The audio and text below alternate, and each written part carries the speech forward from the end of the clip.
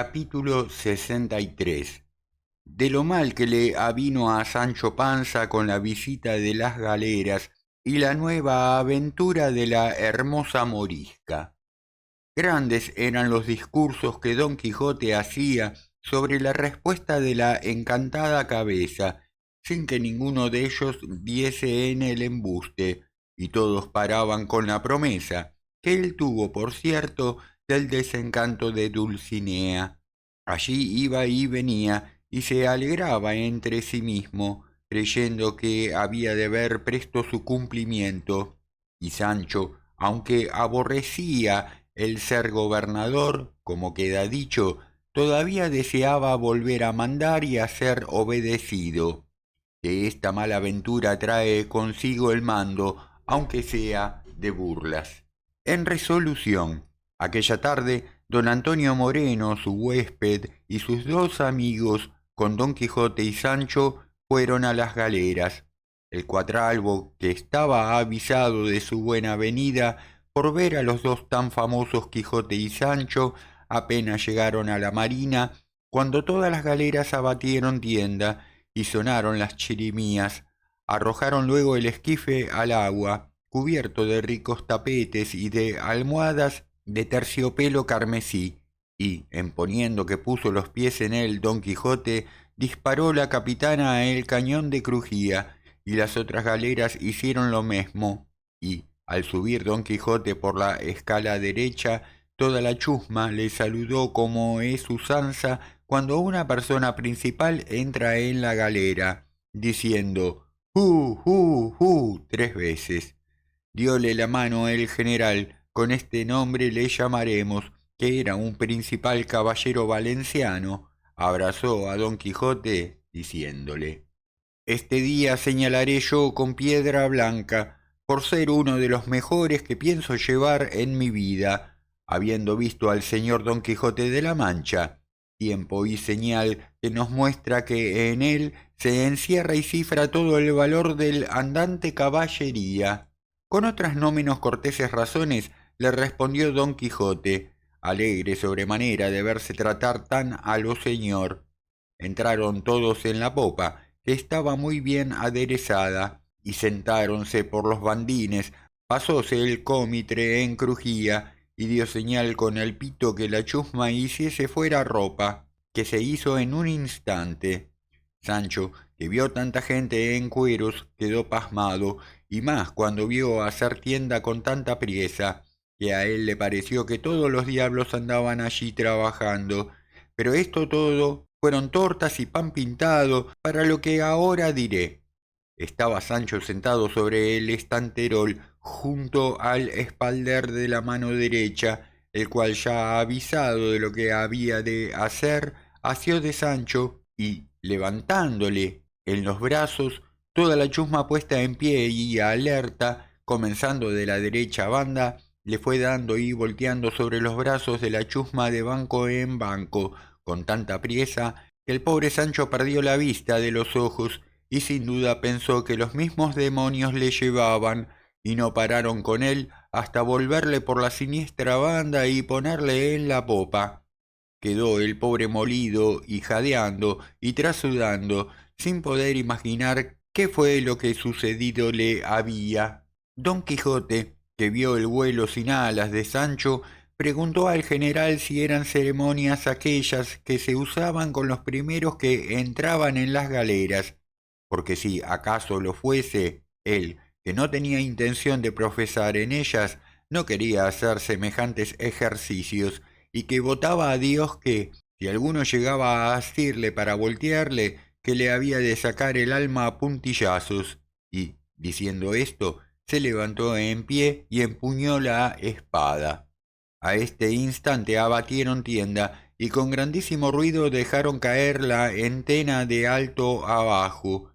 Pensó Sancho que el cielo se desencajaba de sus quicios y venía a dar sobre su cabeza, y, agobiándola, lleno de miedo, la puso entre las piernas. No las tuvo todas consigo Don Quijote, que también se estremeció y encogió de hombros y perdió la color del rostro.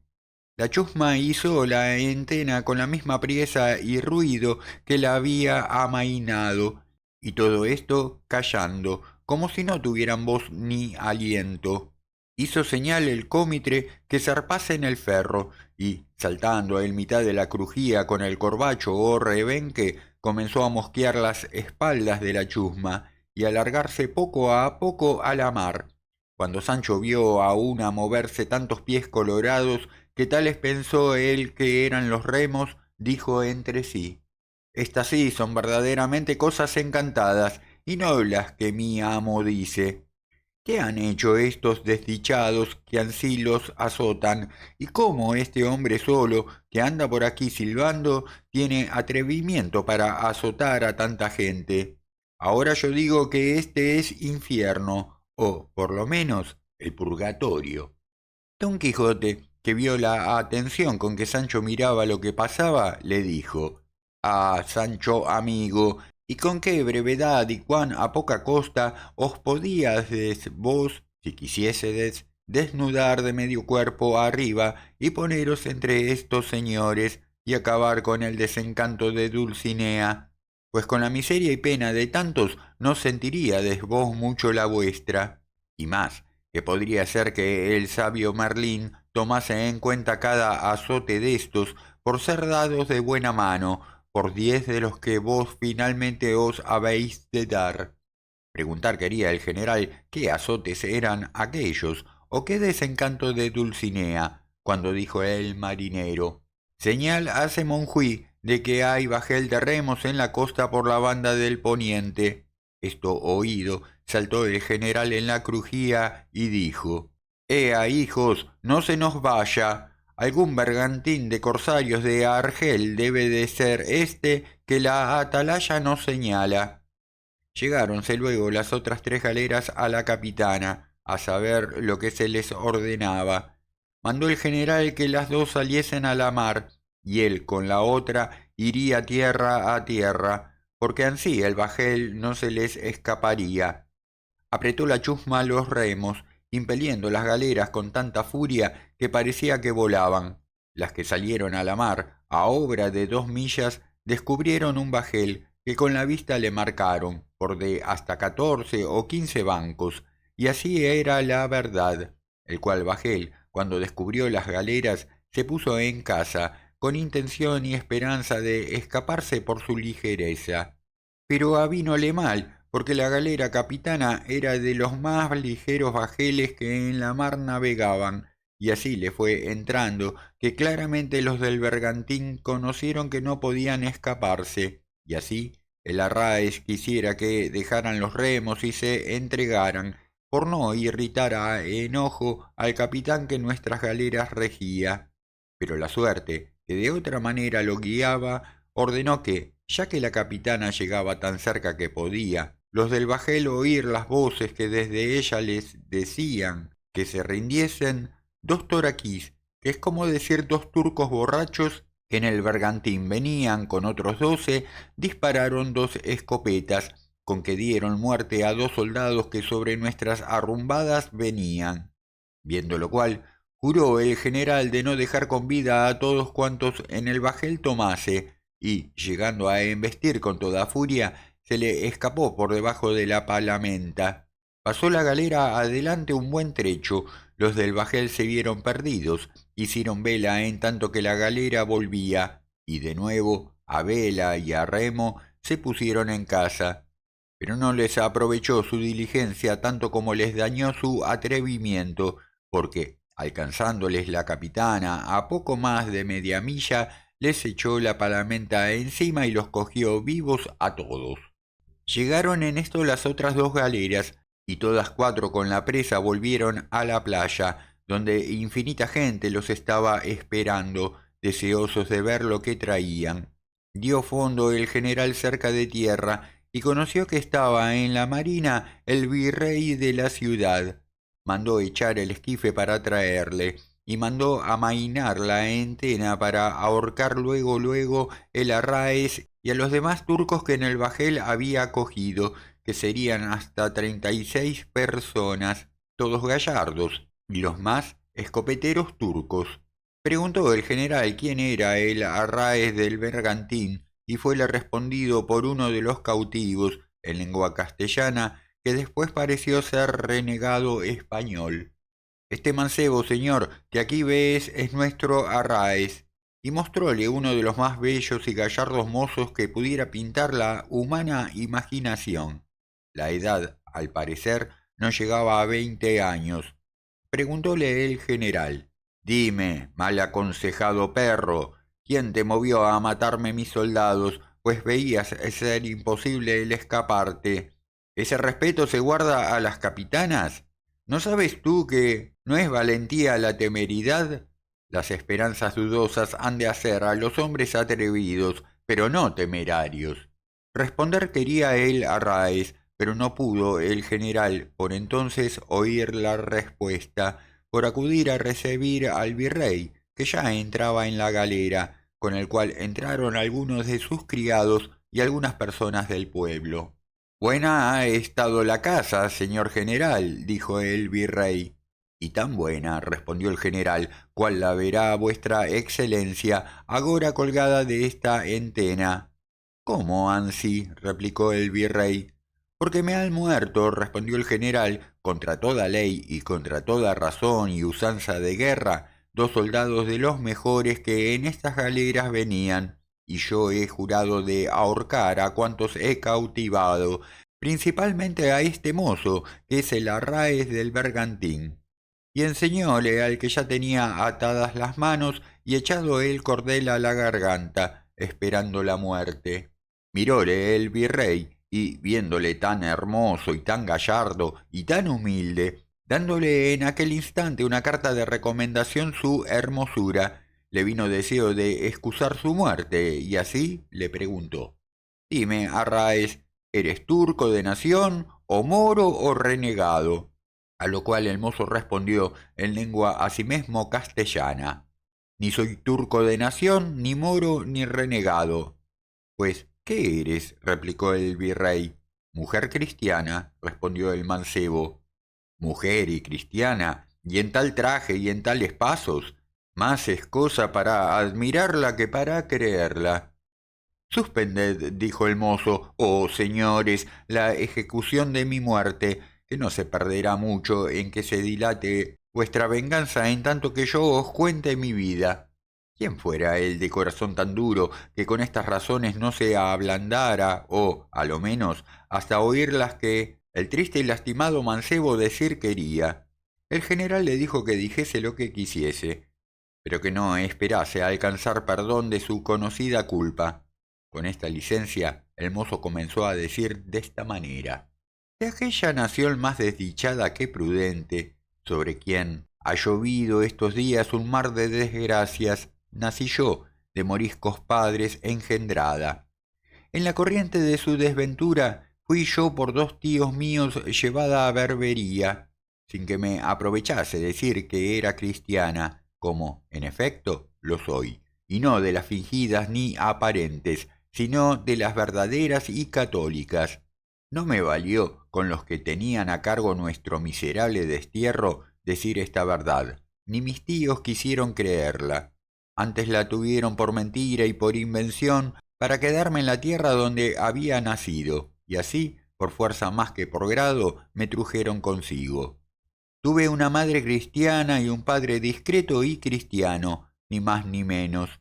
Mamé la fe católica en la leche, criéme con buenas costumbres, ni en la lengua ni en ella jamás, a mi parecer, di señales de ser morisca.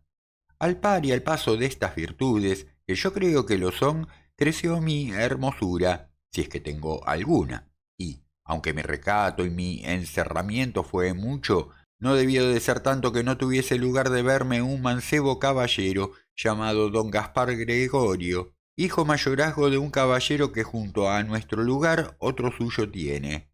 ¿Cómo me vio? ¿Cómo nos hablamos? ¿Cómo se vio perdido por mí y cómo yo no muy ganada por él? Sería largo de contar, y más en tiempo que estoy temiendo que, entre la lengua y la garganta, se ha de atravesar el riguroso cordel que me amenaza. Y así, solo diré cómo en nuestro destierro quiso acompañarme don Gregorio. Mezclóse con los moriscos que de otros lugares salieron, porque sabía muy bien la lengua, y en el viaje se hizo amigo de dos tíos míos que consigo me traían, porque mi padre, prudente y prevenido, así como oyó el primer bando de nuestro destierro, se salió del lugar y se fue a buscar a alguno en los reinos extraños que nos acogiese. Dejó encerradas y enterradas, en una parte de quien yo sola tengo noticia, muchas perlas y piedras de gran valor, con algunos dineros encruzados y doblones de oro. Mandóme que no tocase el tesoro que dejaba en ninguna manera, si acaso antes que él volviese nos desterraban. Hícelo así, y con mis tíos, como tengo dicho, y otros parientes y allegados, pasamos a Berbería, y el lugar donde hicimos asiento fue en Argel, como si le hiciéramos en el mismo infierno. Tuvo noticia el rey de mi hermosura, y la fama se la dio de mis riquezas, que, en parte, fue ventura mía. Llamóme ante sí, preguntóme de qué parte de España era, y qué dineros y qué joyas traía. Díjele el lugar, y que las joyas y dineros quedaban en él enterrados, pero que con facilidad se podrían cobrar si yo misma volviese por ellos. Todo esto le dije, temerosa de que no le cegase mi hermosura, sino su codicia. Estando conmigo en estas pláticas, le llegaron a decir cómo venía conmigo uno de los más gallardos y hermosos mancebos que se podía imaginar. Luego entendí que lo decían por don Gaspar Gregorio, cuya belleza se deja atrás las mayores que encarecerse pueden. Turbéme, considerando el peligro que don Gregorio corría, porque entre aquellos bárbaros turcos el más se tiene y estima un muchacho o un mancebo hermoso que una mujer, por bellísima que sea. Mandó luego el rey que se le trujesen allí delante para verle, y preguntóme si era verdad lo que de aquel mozo le decían. Entonces yo, casi como prevenida del cielo, le dije que sí era, pero que le hacía saber que no era varón, sino mujer como yo, y que le suplicaba me la dejase ir a vestir en su natural traje, para que de todo en todo mostrase su belleza y con menos empacho pareciese ante su presencia. Díjome que fuese en buena hora y que otro día hablaríamos en el modo que se podía tener para que yo volviese a España a sacar el escondido tesoro. Hablé con don Gaspar, contéle el peligro que corría el mostrar ser hombre. Vestíle de mora y aquella misma tarde le truje a la presencia del rey, el cual, en viéndole, quedó admirado y hizo disignio de guardarla para hacer presente de ella al gran señor y, por huir del peligro que en el serrallo de sus mujeres podía tener y temer de sí mismo, la mandó poner en casa de unas principales moras que la guardasen y la sirviesen, a donde le llevaron luego. Lo que los dos sentimos, que no puedo negar que no le quiero, se deje a la consideración de los que se apartan si bien se quieren. Dio luego traza el rey de que yo volviese a España en este bergantín y que me acompañasen dos turcos de nación, que fueron los que mataron vuestros soldados. Vino también conmigo este renegado español, señalando al que había hablado primero, del cual sé yo bien que es cristiano encubierto y que viene con más deseo de quedarse en España que de volver a Berbería. La demás chusma del bergantín son moros y turcos, que no sirven de más que de bogar al remo. Los dos turcos, codiciosos e insolentes, sin guardar el orden que traíamos de que a mí y a este renegado en la primer parte de España, en hábito de cristianos, de que venimos proveídos, nos echasen en tierra. Primero quisieron barrer esta costa y hacer alguna presa, si pudiesen, temiendo que si primero nos echaban en tierra, por algún accidente que a los dos nos sucediese, podríamos descubrir que quedaba el bergantín en la mar, y si acaso hubiese galeras por esta costa, los tomasen. Anoche descubrimos esta playa, y, sin tener noticia de estas 4 galeras, fuimos descubiertos, y nos ha sucedido lo que habéis visto. En resolución, don Gregorio queda en hábito de mujer entre mujeres, con manifiesto peligro de perderse, y yo me veo atadas las manos, esperando, o, por mejor decir, temiendo perder la vida, que ya me cansa. Este es, señores, el fin de mi lamentable historia, tan verdadera como desdichada. Lo que os ruego es que me dejéis morir como cristiana, pues, como ya he dicho, en ninguna cosa he sido culpante de la culpa en que los de mi nación han caído. Y luego cayó, preñados los ojos de tiernas lágrimas, a quien acompañaron muchas de los que presentes estaban. El virrey, tierno y compasivo, sin hablarle palabra, se llegó a ella y le quitó con sus manos el cordel que las hermosas de la mora ligaba. En tanto, pues, que la morisca cristiana su peregrina historia trataba, tuvo clavados los ojos en ellas un anciano peregrino, que entró en la galera cuando entró el virrey, y apenas dio fin a su plática la morisca, cuando él se arrojó a sus pies, y, abrazado de ellos, con interrumpidas palabras de mil sollozos y suspiros, le dijo: «Oh, Ana Félix, desdichada hija mía, yo soy tu padre, Ricote, que volvía a buscarte por no poder vivir sin ti, que eres mi alma». A cuyas palabras abrió los ojos Sancho y alzó la cabeza, que inclinada tenía, pensando en la desgracia de su paseo, y, mirando al peregrino, conoció ser el mismo Ricote que topó el día que salió de su gobierno, y confirmóse que aquella era su hija, la cual, ya desatada, abrazó a su padre, mezclando sus lágrimas con las suyas, el cual dijo al general y al virrey: «Esta, señores, es mi hija, más desdichada en sus sucesos que en su nombre. Ana Félix se llama, con el sobrenombre de Ricote, famosa tanto por su hermosura como por mi riqueza. Yo salí de mi patria a buscar en reinos extraños quien nos albergase y recogiese, y, habiéndole hallado en Alemania, volví en este hábito de peregrino, en compañía de otros alemanes, a buscar mi hija y a desenterrar muchas riquezas que dejé escondidas.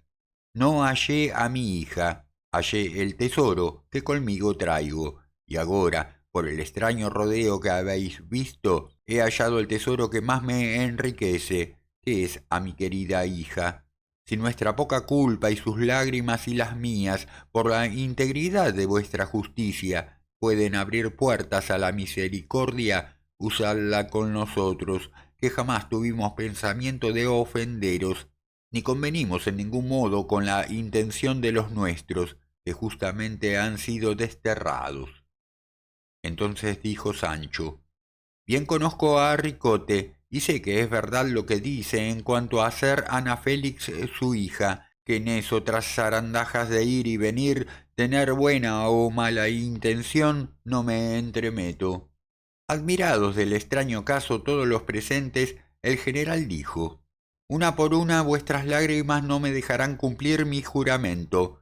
Vivid, hermosa Ana Félix, los años de vida que os tiene determinados el cielo, y lleven la pena de su culpa los insolentes y atrevidos que la cometieron».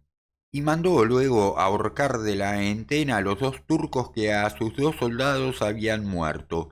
Pero el virrey le pidió encarecidamente no los ahorcase, pues más locura que valentía había sido la suya. Hizo el general lo que el virrey le pedía, porque no se ejecutan bien las venganzas a sangre helada. Procuraron luego dar traza de sacar a don Gaspar Gregorio del peligro en que quedaba. Ofreció Ricote para ello más de 2000 ducados que en perlas y en joyas tenía. Diéronse muchos medios, pero ninguno fue tal como el que dio el renegado español que se ha dicho, el cual se ofreció de volver a Argel en algún barco pequeño, de hasta 6 bancos, armado de remeros cristianos, porque él sabía dónde, cómo y cuándo podía y debía desembarcar, y asimismo no ignoraba la casa donde Gaspar quedaba. Dudaron el general y el virrey el fiarse del renegado, ni confiar de los cristianos que habían de bogar el remo. Viole Ana Félix, y Ricote su padre dijo que salía a dar el rescate de los cristianos si acaso se perdiesen. Firmados, pues, en este parecer, se desembarcó el virrey, y don Antonio Moreno se llevó consigo a la morisca y a su padre, encargándole el virrey que los regalase y acariciase cuanto le fuese posible, que de su parte le ofrecía lo que en su casa hubiese para su regalo. Tanta fue la benevolencia y caridad que la hermosura de Ana Félix infundió en su pecho. Capítulo 64, que trata de la aventura que más pesadumbre dio a Don Quijote de cuantas hasta entonces le habían sucedido. La mujer de don Antonio Moreno cuenta la historia que recibió grandísimo contento de ver a Ana Félix en su casa. Recibióla con mucho agrado, así enamorada de su belleza como de su discreción, porque en lo uno y en lo otro era extremada la morisca, y toda la gente de la ciudad, como a campana tañida, venían a verla. Dijo don Quijote a don Antonio que el parecer que habían tomado en la libertad de don Gregorio no era bueno, porque tenía más de peligroso que de conveniente, y que sería mejor que le pusiesen a él en berbería con sus armas y caballo, que él le sacaría a pesar de toda la morisma, como había hecho don Gaiferos a su esposa Melisendra. Advierta a vuesa merced, dijo Sancho, oyendo esto, que el señor don Gaifero sacó a su esposa de tierra firme y la llevó a Francia por tierra firme. Pero aquí, si acaso sacamos a don Gregorio, no tenemos por dónde traerle a España, pues está la mar en medio. Para todo hay remedio, si no es para la muerte, respondió don Quijote, pues llegando el barco a la marina, nos podremos embarcar en él, aunque todo el mundo lo impida. Muy bien lo pinta y facilita vuestra merced, dijo Sancho, pero del dicho al hecho hay gran trecho. Y yo me atengo al renegado, que me parece muy hombre de bien y de muy buenas entrañas. Don Antonio dijo que si el renegado no saliese bien del caso, se tomaría el expediente de que el gran Don Quijote pasase en berbería. De allí a 2 días partió el renegado en un ligero barco de 6 remos por banda, armado de valentísima chusma, y de allí a otros 2 se partieron las galeras a levante, habiendo pedido el general al visorrey fuese servido de avisarle de lo que sucediese en la libertad de don Gregorio y en el caso de Ana Félix. Quedó el visorrey de hacerlo así como se lo pedía.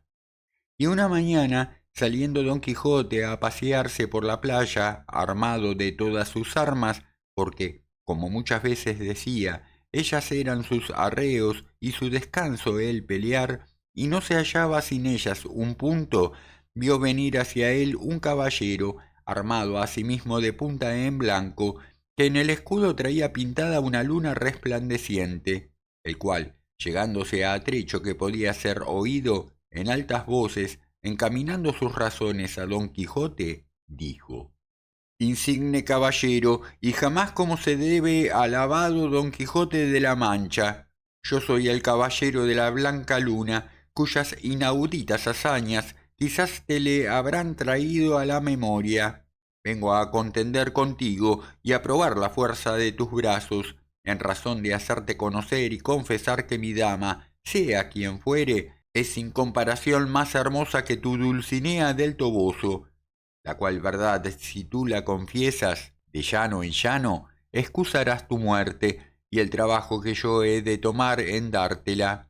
Y si tú peleares y yo te venciere, no quiero otra satisfacción sino que, dejando las armas y absteniéndote de buscar aventuras, te recojas y retires a tu lugar por tiempo de 1 año, donde has de vivir sin echar mano a la espada, en paz tranquila y en provechoso sosiego, porque así conviene al aumento de tu hacienda y a la salvación de tu alma. Y si tú me vencieres, quedará a tu discreción mi cabeza, y serán tuyos los despojos de mis armas y caballo, y pasará a la tuya la fama de mis hazañas. Mira lo que te está mejor y respóndeme luego, porque hoy todo el día traigo de término para despachar este negocio. Don Quijote quedó suspenso y atónito, así de la arrogancia del caballero de la Blanca Luna como de la causa por que le desafiaba, y con reposo y ademán severo le respondió: caballero de la Blanca Luna, cuyas hazañas hasta agora no han llegado a mi noticia. Yo osaré jurar que jamás habéis visto a la ilustre Dulcinea, que si visto la hubiérades, yo sé que procurárades no poneros en esta demanda, porque su vista os desengañara de que no ha habido ni puede haber belleza que con la suya compararse pueda. Y así, no diciéndoos que mentís, sino que no acertáis en lo propuesto con las condiciones que habéis referido, acepto vuestro desafío, y luego, porque no se pase el día que traéis determinado, y sólo exceto de las condiciones, la de que se pase a mí la fama de vuestra hazaña, porque no sé cuáles ni qué tales sean, con las mías me contento, tales cuales ellas son. Tomad, pues, la parte del campo que quisiéredes, que yo haré lo mesmo, y a quien Dios se la diere, San Pedro se la bendiga. Habían descubierto de la ciudad al caballero de la Blanca Luna, y díchoselo al visorrey que estaba hablando con Don Quijote de la Mancha. El visorrey, creyendo sería alguna nueva aventura fabricada por don Antonio Moreno o por otro algún caballero de la ciudad, salió luego a la playa con don Antonio y con otros muchos caballeros que le acompañaban, a tiempo cuando don Quijote volvía las riendas a Rocinante para tomar del campo lo necesario. Viendo pues el visorrey que daban los dos señales de volverse a encontrar, se puso en medio, preguntándoles qué era la causa que les movía a hacer tan de improviso batalla. El caballero de la Blanca Luna respondió que era precedencia de hermosura, y en breves razones le dijo las mismas que había dicho a don Quijote, con la aceptación de las condiciones del desafío hechas por entrambas partes. Llegóse el visorrey a don Antonio y preguntóle paso si sabía quién era el tal caballero de la Blanca Luna, o si era alguna burla que querían hacer a don Quijote. Don Antonio le respondió que ni sabía quién era, ni si era de burlas ni de veras el tal desafío. Esta respuesta tuvo perplejo al visorrey en si les dejaría o no pasar adelante en la batalla, pero no pudiéndose persuadir a que fuese sino burla, se apartó diciendo: Señores caballeros, si aquí no hay otro remedio sino confesar o morir, y el señor Don Quijote está en sus 13 y vuestra merced el de la Blanca Luna en sus 14, a la mano de Dios y dense. Agradeció el de la Blanca Luna con corteses y discretas razones al visorrey la licencia que se les daba, y don Quijote hizo lo mismo, el cual, encomendándose al cielo de todo corazón y a su Dulcinea, como tenía de costumbre al comenzar de las batallas que se le ofrecían, tornó a tomar otro poco más del campo, porque vio que su contrario hacía lo mismo, y, sin tocar trompeta ni otro instrumento bélico que les diese señal de arremeter, volvieron entrambos a un mismo punto las riendas a sus caballos, y, como era más ligero el de la Blanca Luna, llegó a don Quijote a 2 tercios andados de la carrera, y allí le encontró con tan poderosa fuerza, sin tocarle con la lanza, que la levantó al parecer de propósito, que dio con Rocinante y con don Quijote por el suelo una peligrosa caída. Fue luego sobre él, y poniéndole la lanza sobre la visera, le dijo: Vencido sois, caballero, y aún muerto, si no confesáis las condiciones de nuestro desafío. Don Quijote, molido y aturdido, sin alzarse la visera, como si hablara dentro de una tumba, con voz debilitada y enferma, dijo: Dulcinea del Toboso es la más hermosa mujer del mundo, y yo el más desdichado caballero de la tierra, y no es bien que mi flaqueza defraude esta verdad. Aprieta, caballero, la lanza, y quítame la vida, pues me has quitado la honra. Eso no haré yo, por cierto, dijo el de la Blanca Luna. Viva, viva en su entereza la fama de la hermosura de la señora Dulcinea del Toboso, que solo me contento con que el gran Don Quijote se retire a su lugar un año, o hasta el tiempo que por mí le fuere mandado, como concertamos antes de entrar en esta batalla. Todo esto oyeron el visorrey y don Antonio, con otros muchos que allí estaban, y oyeron asimismo que don Quijote respondió que como no le pidiese cosa que fuese en perjuicio de Dulcinea, Todo lo demás cumpliría como caballero puntual y verdadero. Hecha esta confesión, volvió las riendas el de la Blanca Luna y, haciendo mesura con la cabeza al visorrey, a medio galope se entró en la ciudad. Mandó el visorrey a don Antonio que fuese tras él y que en todas maneras supiese quién era. Levantaron a don Quijote, descubriéronle el rostro y halláronle sin color y trasudando. Rocinante, de puro malparado, no se pudo mover por entonces. Sancho, todo triste, todo apesarado, no sabía qué decirse ni qué hacerse. Parecíale que todo aquel suceso pasaba en sueños y que toda aquella máquina era cosa de encantamento. Veía a su señor rendido y obligado a no tomar armas en un año. Imaginaba la luz de la gloria de sus hazañas escurecida, las esperanzas de sus nuevas promesas deshechas, como se deshace el humo con el viento. Temía si quedaría o no contrecho Rocinante, o deslocado su amo, que no fuera poca aventura si deslocado quedara. Finalmente, con una silla de manos que mandó traer el visorrey, le llevaron a la ciudad, y el visorrey se volvió también a ella, con deseo de saber quién fuese el caballero de la Blanca Luna, que de tan mal talante había dejado a don Quijote.